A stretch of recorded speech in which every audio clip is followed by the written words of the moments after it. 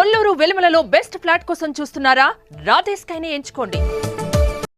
2019 నుంచి 24 వరకు ఆంధ్ర రాష్ట్రంలో ఎలా పరిపాలన ప్రజలందరూ తెలిసిన విషయమే. ఆనాడు ప్రతిపక్ష నేత కానివ్వండి, ప్రజాప్రతినిధులు కానివ్వండి, ఇతర పార్టీ నాయకులు మేమందరం కూడా ప్రజల తరఫున ప్రజల సమస్యలపైన పోరాడాలని వెళ్ళినప్పుడు అడుగడుగునా మమ్మల్ని ఇబ్బంది పెడతాం జరిగింది. మమ్మల్ని రానిలేదు. ఏకంగా ప్రతిపక్ష నేతని ఇంటి నుంచి బయటికి రానికుండా గేటు కూడా ఆనాడు దాడి కట్టేస్తాం జరిగింది.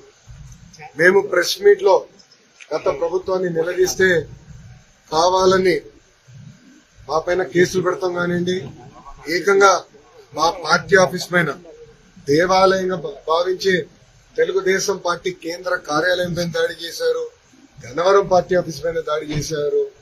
ఇట్లా ప్రతిరోజు ఒకరిని జైలుకి తీసుకెళ్తాం, మా పైన దాడులు చేస్తాం. అదే జరిగింది. నేను ఆనాడు ప్రజలందరికీ చెప్పాను.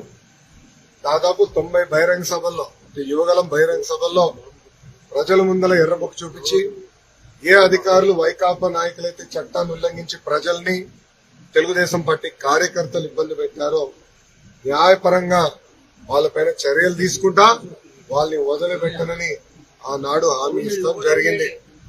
మొన్న కావాలని ఒక దళితుడిని కిడ్నాప్ చేసి కేసు విత్డ్రా చేయించారు ఇప్పుడున్న మాజీ శాసనసభ్యుడు.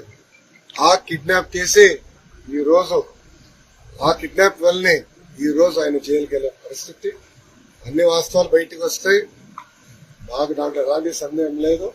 న్యాయబద్ధంగా అన్ని చర్యలు మేము తీసుకుంటాం.